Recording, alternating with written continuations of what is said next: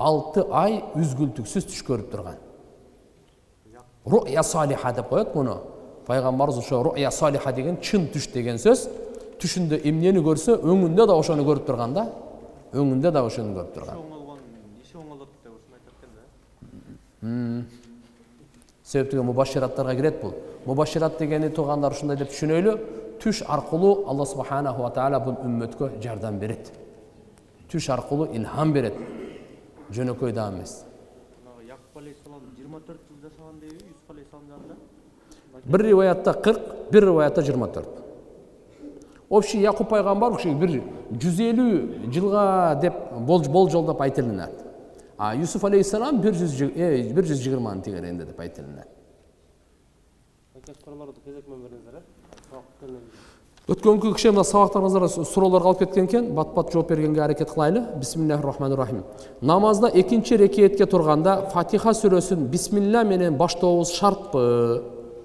Тугандар, ар бир рекетте Фатихадан мурда бисмилланы окушубуз керек. Шарт эмес, сүннөт. Албетте мындай нерсе бар. Кээ бир аалымдарыбыз айтканы, биринчи, экинчи рекетте сүннөт, үчүнчү, төртүнчү рекеттерде бул фарыздыкында мустахаб деп айтылып калат. Бисмилланы окуштук. Демек, ар бир рекетте Фатихадан мурда бисмилла окуйбуз. Макулбу? Бисмилла окуйбуз. Кээ бирлер биз аалымдар айткан, эми бул бисмилланы важиптин өкүмүнө чыгаргандар дагы бар, бирок бизде көбүнчө сүннөттүн өкүмүндө. Дин илимин барып келип окуй турган жайлар барбы дейт. Сүйлөшүп барып келип окуп турсаңыз болот, мечиттерде, медреселерде. Устаз, биз базарда иштейбиз. Кээде бизден насвай кайсыл жерде сатат деп элдер сурап калат. Биз билип турсак да билбеймин деп жооп берсек күнөө болбойбу дейт. Биринчи насвайдын өкүмү кандай? Кээ бирлер болсо макру тахрими чейин барып, кээ бирлер мустахаб дегенге де барганда мубах дегендер деле бар. Эми кандай болсун жок, мына жерде эгерде бил турсаңыз айтып кое берсеңиз бирок боло берет. Бирок насвайдан кайтарып коюңуз бир сөз менен.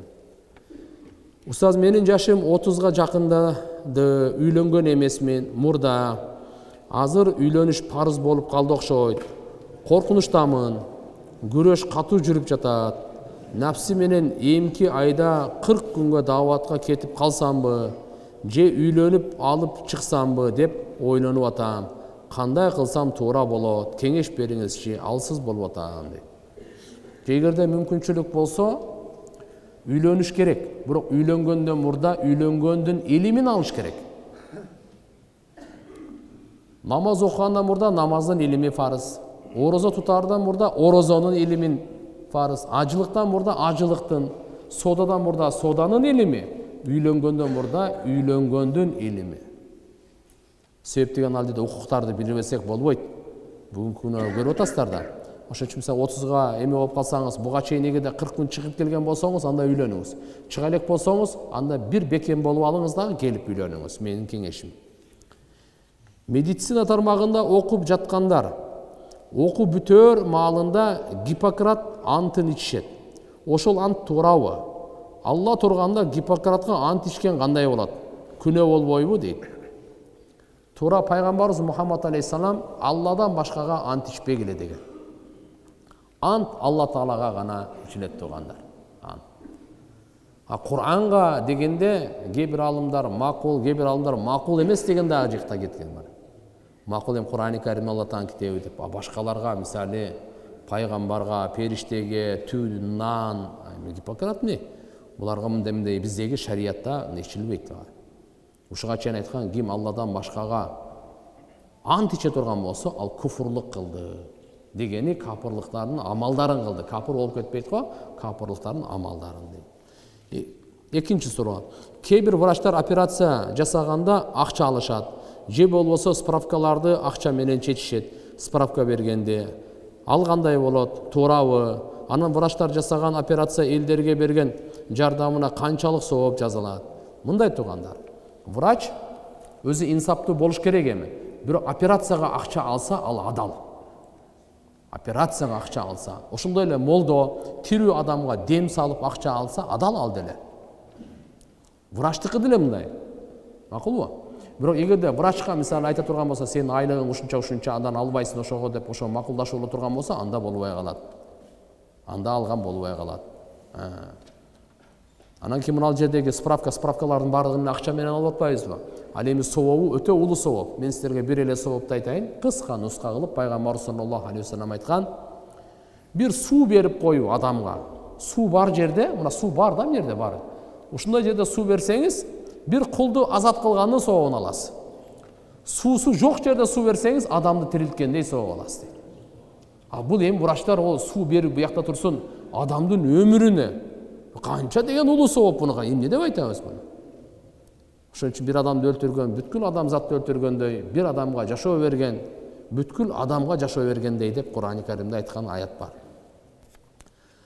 Намазда ар бир Фатиханын алдында Бисмиллахир-рахманир-рахим деп айтыш керекпи, же биринчисинде айтып калгандарына айтпай койсо болобу? Ар бир зам сүрөнүн алдында дагы, бул биринчисин айттык, зам сүрөнүн алдында биздин Ханафи мазхаб боюнча бисмилла айтылбайт тугандар. Валаддалин дейсиз, ичиңизден амин деп экинчи сүрөнү баштап кете бересиз. Инна атойнакал каутар деп. Мисалы да? Арткы аураттагы түктөрдү алуунун зыяны тийбейби? Истинжада ыңгайсыздык жаратса дейт. Жок тугандар, алыш керек өзү. Ислам дини тазалыктын үстүндө курулган дин.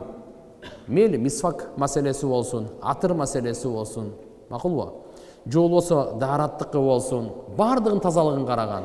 Тырмактарды алуу, инсанды мисалы ошондой колтук, киндиктин алдында жана ушундай түктөрдү алуу боюнча буну мүмкүн болушта бир жума, 2 жума, 30 күндөн ашырбасын деп алымдар фатва берген. Ошон үчүн буларды дагы алыш керек болот.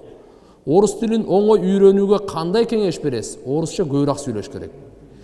4 рекеттүү фарз намаздардын казасын окуганда акыркы 2 рекетине зам сүрө кошулабы? Же кошулбайбы? Эгер көп жылдык каза намаз болсо, кошулбайт тугандар. Зам фарз намаздарда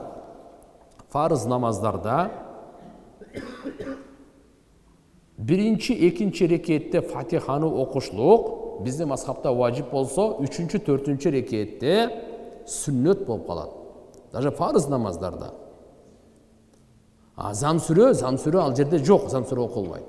Фарз кандай болсо, казасы да ошондой болот. Эскирип кеткен канча жыл болуп кетсе дагы, баары бир ошол эң алгачкы 12, азыр сиз 70ке чыктыңыз, 12 жашыңыздагы казаны окуп атасыз. Ал пешимдин казасын окусаңыз, 2 рекет, биринчи, экинчи рекетке зам сүрө кошосуз, 3-чү, 4-чү рекетке зам сүрө кошпойсуз. Истикаматка амал кылганга кантип бекем болуш керек? Сизден устаз, Алла разы болсун. Истикамат мындай тугандар, динибизде эң баалуулук бул истикамат дейт. Истикамат бул туруктуулук. Биз баарыбызды көрүп атабыз да, кээде тахажжудкө бекем болобуз, кээде адеп ахлакка, кээде кечиримдүүлүккө, кээде дуага, кээде ыйлаганга, кээде саркы кечке зикирлерге, кээде абалга жараша ылдыйда болуп калат.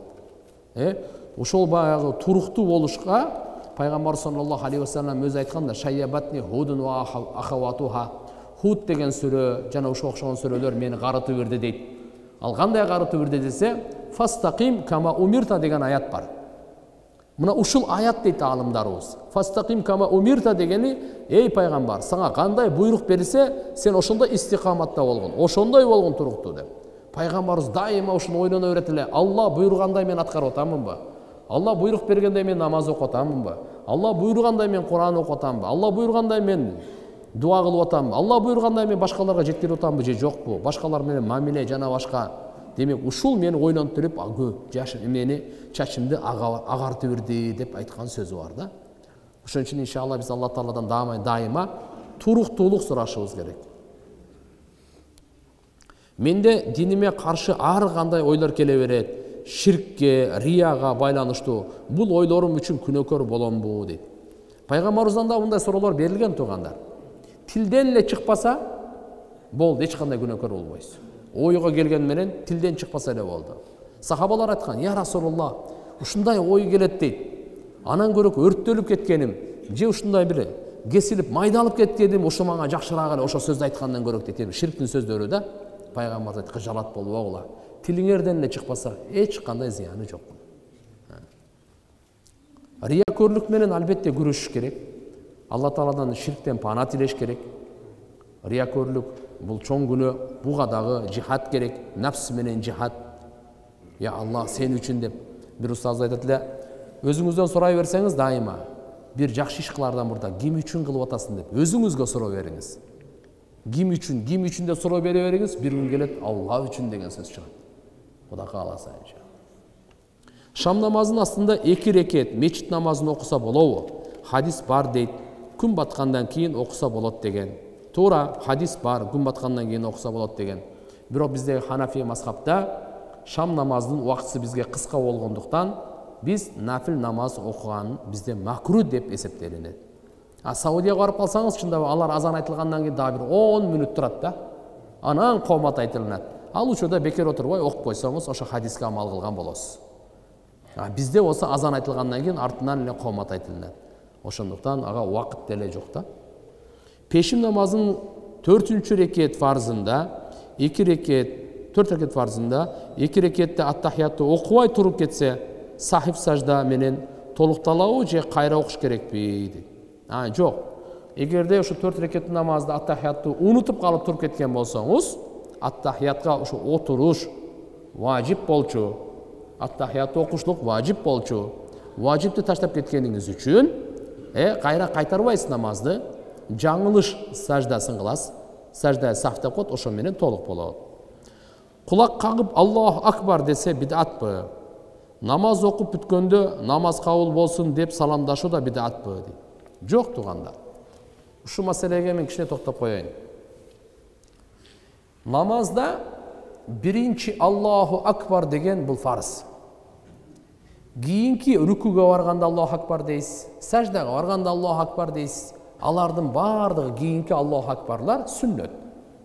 Ушуну ажыратып алайлы. Биринчи Аллаху акбар фарз, кийинки Аллаху акбарлар сүннөт. Биринчи маселе. Экинчи маселе. Баарыбызга керек. Көбүнчө байкайбыз да, имам бул жерде Аллаху акбар десечи, артынан келгендер кулагын кагат, бирок Аллаху акбарды айтпайт. Намазы болбой калат. Намазга кирген жок ал. Кийинки Аллаху акбарларды айтпай койсого мейли эле. Алар сүннөт эле, намазы болуп калат эле. Бирок биринчи Аллаху акбарды айтпай койгондун себебинен бунун намазга кирген жок, бул намазы болгон жок, чөйдө эле турат. Көбүнчө мен жанымда тургандарды байкап калам да. Келгенде Аллаху акбар деп киресиң да. Имамга жүктөн. Өзүнчө окуганда Аллаху акбар дешет. Бул жердеги тонки адашып калган жер кайсы жерде? Имамга жүктөгөндө Аллаху акбар дебей эле кулак кагып эле туруп кала берет да. Ушу намазды баштаган жок, биринчи Аллаху акбар фарызды айткан жок, намазы бунуку болгон жок. Ошондуктан ушул жерде баарыбыз будан кийин имам ыктыга кылып атканда өзүңүз кулагыңыз уга турган деңгээлде Аллаху акбарды айтып коюңуз. Кичине үн чыгарып айтсаңыз да эчтеке эмес. Аллаху акбар. Өзүңүз уга тургандай. Эми экинчи бир бул жердеги маселе мындай. Кулак кагып Аллаху акбар десе, мындай кылып анан кийин Аллаху акбар дегендер бар. Кол көтөрүү бул сүннөт. Аллаху акбар деп айтуу фарз. Биринчи Аллаху акбар деп айтуу бул фарз туугандар. Ал эми кол көтөрүү эмне экен? Сүннөт. Кээ бирлер далына чейин көтөрүлөт.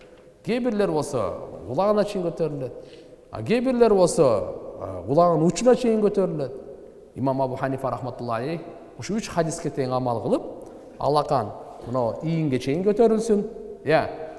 Бармактар кулактын жумшагына чейин, манжалардын үстү кулактын учуна чейин. Мына 3 хадиске амал болуп, ошон үчүн мындай көтөрүп коебуз. Демек, ушу экөө бир учурда көтөрүп айтылыш керек. Бир учурда. Кандай? Аллаху акбар.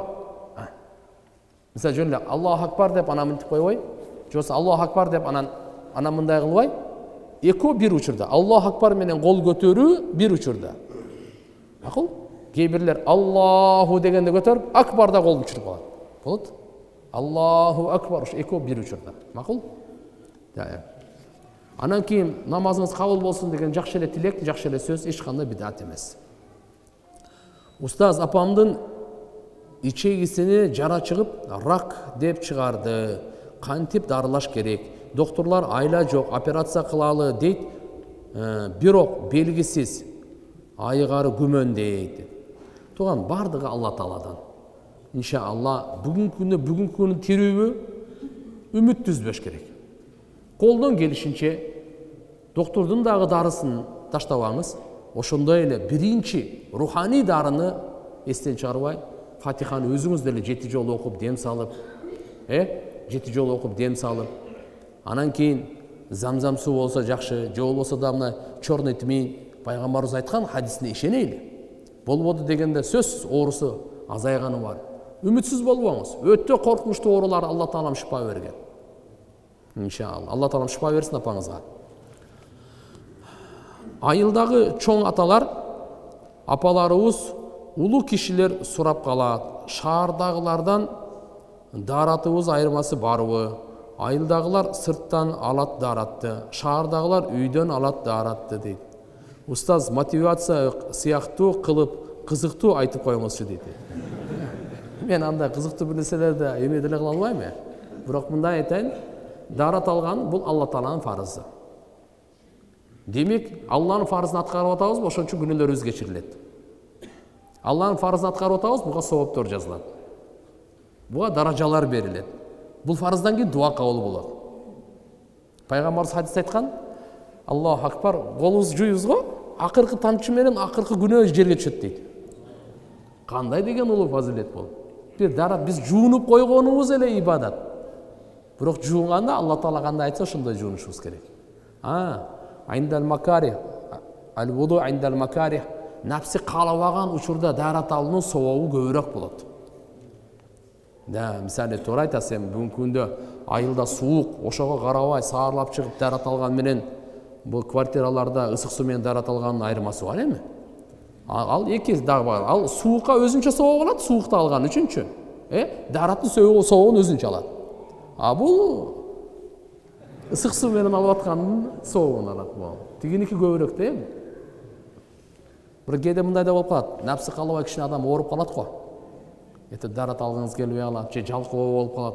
Ошо дарат менен жүргөн бул улуу туугандар. Пайгамбар саллаллаху алейхи вассалам мындай дегенде, ким дарат алып уктай турган болсо, эгерде ажалы ошо түнү келип калса, бул шейит болуп өлдү деген. Дарат алып жатып уктай турган болсо, Алла Таала бир периштени дайындап коет экен. Таң аткычакта ошого дуа кылып чыгат экен. Бул улуу сооп. Базарда иштейбиз. Товарды сатып атканда, мисалы 130 сомдон сатам деп, канчадан алдың десе, 130 сомдон сатам деп. Канчадан алдың десе, 120 сомдон алдым деп койсо болобу. Бирок андан арзан алып дейт.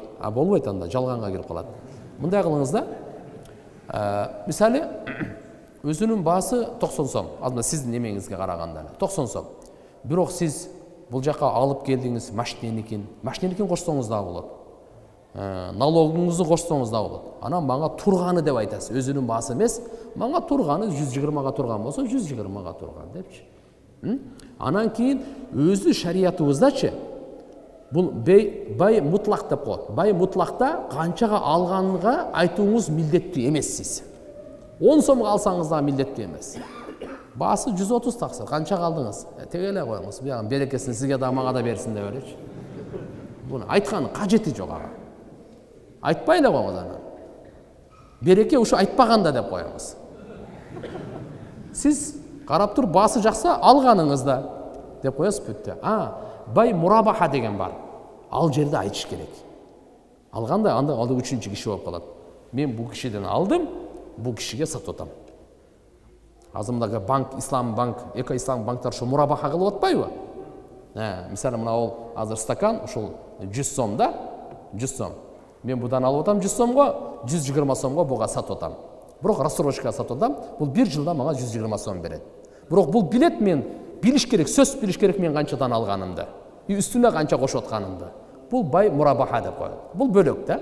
Азыркы биринчи жөнөкөй эле мен бунда 3 киши эмес, мен өзүм канчадан алдым, мен өзүм акчамы алдым, сага сатып атам. Мейли рассрочка сатамбы, же болбосо атым эле накка сатамбы, менин баам ошо 130 сом деп сата берем. Аны эч кандай сиз милдеттүү эмес айтканга. Имам парыз намазын оқып жатқанда имамға уйығандар фатиханы içінен оқыш керек пе? Намаз жөнінде айтып қойсаңыз рахмат. Жоқ. Бізде Ханафи мазхабта өзінің усул ережесі бар. Құран-ы Каримде қачан Құран оқылғанда ұн шықпай тұрғыла деген бұйрық бар. Анситу фастамиу деген өкімдер келеді. Ұн шықпай тұрам. Пайғамбарымыз айтқан, мен оқып атқанымда менен артымда кім оқып ускуну фиссола намазда тынч тұрғыла. Артымдан оқып мені адаштырбағыла. Себебі адашуға себеп болады депші. Ал имаму даминун, имам жауапкер. Қираатул имам қираатун лаху. Имамның қирааты арқадағы сізге жетішті. Мақұл ба? Емге бір хадисте Фатиха сүрені оқымай қойсаңыз намаз болмайды деген хадис бар. Алғайса, ал жалғыз оқысаңыз, имамға тиешелі мұқтадиге емес ал. Мұқтадиге бола тұрған болса, ақырын ұғы отырышыңыз керек.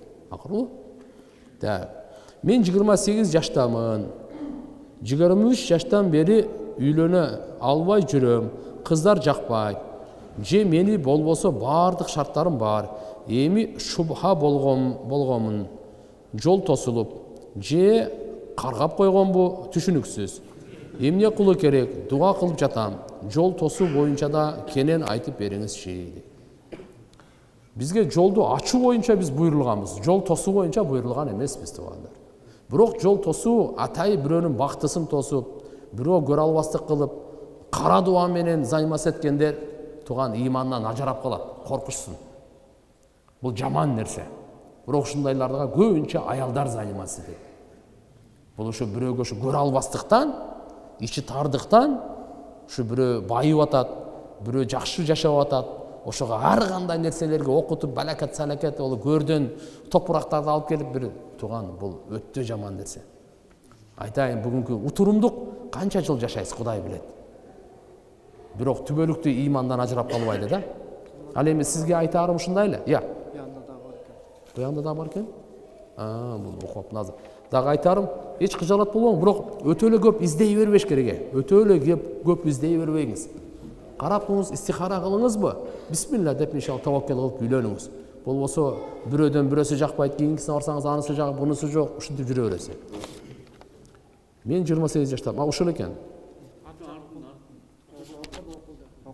Бул экотеңе мен 28 жаштамын дейт. Бул жерде 28 жаштамын.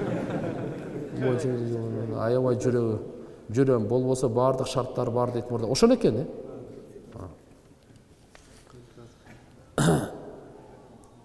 мен кичине бир нерсени туура эмес кылып алсам, ал нерсеге кечке ойлоно берем. Аны өзгөртө албасымды билем.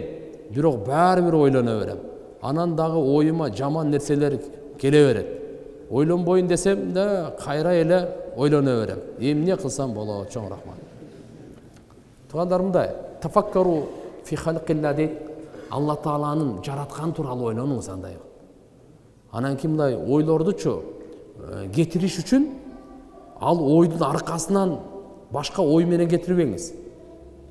Ал ойду түрткөнгө да аракет кылбаңыз. Көбүнчө намазда ой келет го, башка ойлор сизди азгыргангач, ошол ойду түрткөнгө аракет кылбаңыз. Эң жакшысы ой келгенде дагы сиз окуп атканыңызга көңүл бурганга аракет кыла бериңиз. Концентрация ушундай болуш керек да. А мынадайларда анча-мынча келгенде сиз кыжалат болбоңуз, ал ойду ойлобой, көбүнчө жакшы зикир менен, зикирдин маанисин ойлоп, ошону дуа кыла бериңиз. Жоксо Куранды окусаңыз, Курандын мазмунун ойлоп. Алла баарыбыздан разы болсун. Киши дүйнөдөн өткөндөн кийин анын мойнундагы карызды мен төлөймүн деп мойнуна алган адам төлөйбү? Ушул кандай болуп калат устаз? Мойнуна алса төлөш керек болуп калат. Мойнуна алса төлөш керек болуп калат.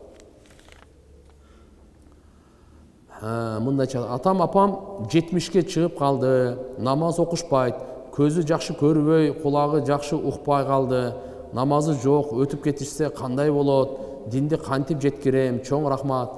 Кызмат кылыңыз, дуа кыла бериңиз, биринчи калима үйрөтүп коюңуз. Алар ушу ла иляха иллаллахны кайталай берсин. Мазмунун үйрөтүп коюңуз. Эң негизи ла иляха иллаллах Мухаммаду Расулуллахны.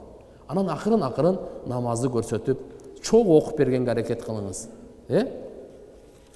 Атам менен апамдын ажырашканына 10 жылдан өттү. Биз апам менен калганбыз. Апамдан сурасам, атам талак берген эмес экен. Экөөсүнүн акыбалы кандай болот? Атамдын үй бүлөсү бар, 2 баласы бар, экинчи аялынан. Апамды турмушка чыгыңыз десек, чыккан эмес. Никеси эмне болот дейт. Никеси дагы эле бар? Никеси дагы эле бар. Эгерде атаңар кайра эле ушу никеси бар экен, чогуу эле жашай турган болсо өтө жакшы. А болбосо жашабаса, жөн эле эме кылбастан ажыратып коюш керек болот. А никеси бар болуп туруп, нафакасын бербесе күнөөкөр боло берет атасы. Нафака деген багыш керек да.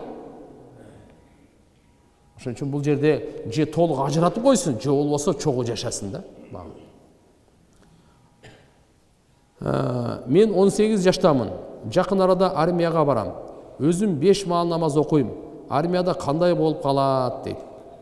Кудай кааласа иншалла бүгүнкү күндө алхамдулилля дин эркиндиги камсыздалган. Ниетиңиз эле болсо кыбланы билесиз, саарлап туруп көп болсо намазга багымдатка 2 минутаңыз кетет. Окуй бериңиз. Мен уккамын. Мына жерде Абдыгапар Исманов деген Кудай рахматы дамыла бар эле Казакстанда билесиздер, ошонун агасы бар. Абдыжапар бүгүнкү күндө бар, чоң аалым дамыла. Ушул Союз мезгилинде Афганистанда служба кылган экен. Афганистанда служба кылып, ошол эми оған угуп калганго, эттерге ал эми Союз мезгилинде барганда эт ошол жактан эле барат эле да. Чочкон эти дегенде 2 жыл эт жеген эмес экен. И намазды каза кылган эмес экен. Ошол мезгилде машаалла. Алла Таалам бекем кылса, эч качан Кудай кааласа кыйынчылык болбойт. Ниет жүрөктө болсо, тим более азыр Кыргызстанда 1 жыл служба кыласыз. Баардык мүмкүнчүлүк бар. Динди баардыгы эле түшүнөт. Намазды түшүнгөндөр көп. Ихтият пешим намазы боюнча маалымат берип өтүңүзчү. Бизден оокатта бир мечитте жума намазынан соң жамааттын жарымы ихтият пешим намаз окуйт, жарымы окубайт. Бизде азырынча мындай. Бул аалымдар кеңеши менен чечиле турган маселе. Бүгүнкү күнгө чейин чечиле элек. Ошондуктан бүгүн ихтият пешим намаз окубагандар окубай эле койсун, окуп аткандар аларды тыйбай эле койсун. Ошон үчүн талашып тартышкан кереги жок. Мүмкүн кийинки маселелерде бул аалымдар кеңешине көтөрүлө турган маселе ошол жерден анан чечиш керек да. Чоң талаштуу маселе бул. Гусул алганда киндиктин ичине жана кулактын ичине суу жеткириш шартпы? Ооба, киндиктин ичин жууп коесуз. Кулактын ичин мына жерге чейин эле. Мынандай кылып диянас куйбай элечи. Анан кулак тиягына суу кирип кетти. Мындай эле жетсе болот. Каза намаздар боюнча балагатка кайсыл убакта жеткен болобуз? Түшүркөп баштагандан баштаппы же 12 жаштан тартыппы? Же өзү түшүркөгөндөн? Ошон үчүн кээ бирлер 12, кээ бирлер 13, 14 ар кандай да. Эгерде таптакыр болсо анда 15 жаштан алып кете берет дагы. Азыркы учурда даават айтуунун туура жолдорун айтып өтсөңүз. Себеби азыркы учурда даават айта баштаганда туугандар же тааныштар жаман ойлоп калып атышат. Ошол нерсени жок кылуу амалдарын кантип өтсөңүз рахмат. Бүгүн биз көп сүйлөп, аз кызмат кылып алдык. Ошон үчүн эми эмне деп айтам буга? Көбүрөөк кызмат кылып, азыраак сүйлөйлү болду.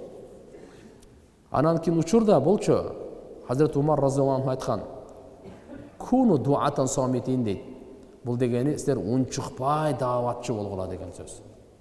Бизде дааватчыларга азыр унчукпай дааватчы бол десең кыйын да, бул кантип болот эле деп. Дааватчы деген сөз сүйлөш керек деп эле. Жок, мындай дегени жакшы мүнөз менен дейт иншалла. Сабырдуулук менен айтып, учурдагы абалды кишини карап, төлгөгө нан келип баштаганда дейм, намазды токтотуу. Төлгө кан келип баштаганда намазды токтотуу.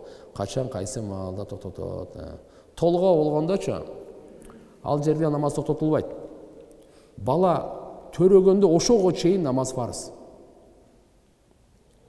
Мүмкүн бул вакыт менен да. Албетте кыйналбасын, отуруп эле окусун намаздычы.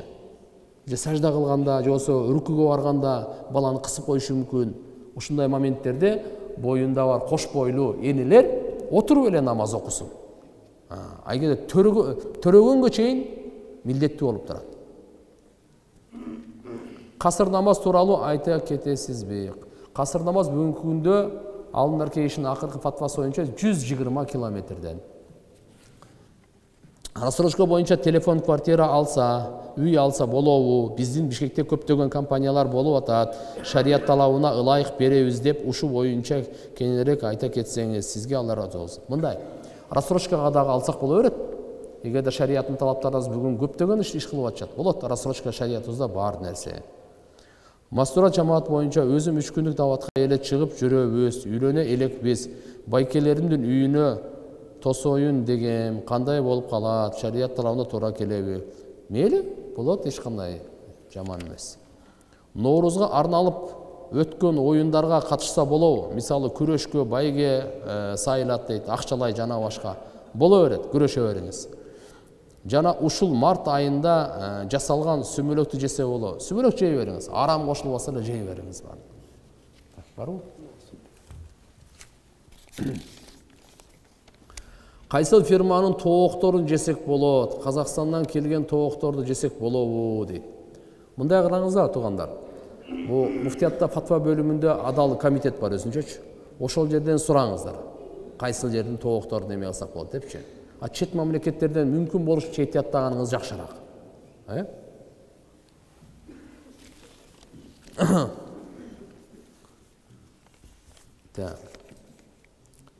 Мен даарат же гусул алганда көп күмөн санап, даарат же гусул өтпөй калабы деп кайра жууй берем. Ушул адатты кантип жок кылам? Бул васваса деп коет. Васваса жаман да? Жок, бул ушундай неме бар. Бир алдыңызбы, жакшыраак ышкаладыңызбы? Намазга келейин деп же бүткөндө ушул жер кургак болуп калса керек дейт да ол. Анан кайра барып алат бул. Ал жер бүткөсө, жок, сол жак мындай болуп калды, дагы кайра алат. Бир алым мындай деген да. Даарат алып тур. Эми келсе, мына жерин кургак болгон. Бар дагы алдым дейт. Келсем дагы эле башка жагына өттү дейт да. Бүгүн ушу дааратсыз эле окуйм мен. Не болсо ошо болду окуйм. Ошо ойдон баягы азгырыгы токтоду дейт да. Болбосо бул жер азыр мына бул кыйналып атат да бул. Мен билем мунучу. Даарат алат, жарым саат алат. Гусул кылганда да ушул жер кичине кургак болуп калды окшойт. Тиги белди мына жерде же болсо дагы ушинтип эле кыйнай берет. Бир жакшы самындап жуундуңузбу? Андан кийин айтса, эмне болсоң ошо бол. Ушу менен окуйм деп окуп салыңыз болот. Андай жеңбесеңиз жеңе албайсыз буну. Тааныш туугандар карызга акча бербесе, пайызга акча алса болобу? Пайызга акча алса болбойт. Багымдат пешим намазын сүннөт фарыздан кийин окуса болобу? Жок. Багымдат намазды эгерде жамаат менен окуп ала турган болсоңузчу, андан кийин сүннөтү окулбайт. Пешимдики боло турган болсо, жамаат менен окугандан кийин 2 рекет сүннөтү бар го, аны окуйсуз. Алдын 4 рекет сүннөтүн окубай калдыңыз го, ошону дагы окуйсуз. Багымдат менен пешимдин айырмасы бар.